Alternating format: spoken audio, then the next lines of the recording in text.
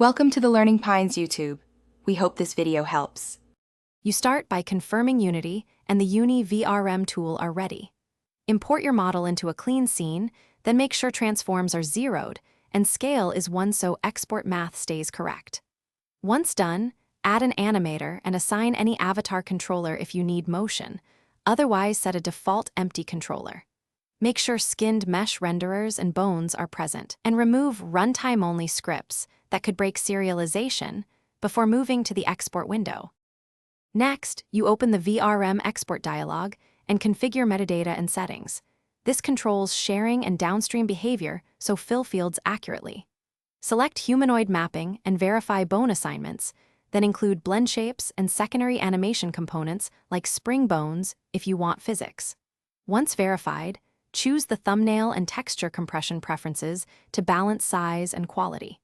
Make sure fold 0 materials are assigned correctly. Then preview the export log for warning. Finally, you click Export and pick a clear file name and folder. Unity will serialize the mesh, materials, and meta into the VRM. After export, immediately load the file into a VRM viewer or your target application to validate pose, textures, and physics. If something fails, revert to the export log.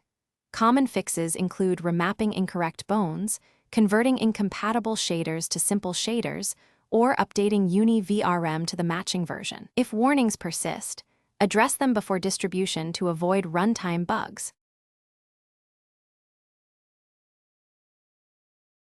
Thanks for watching.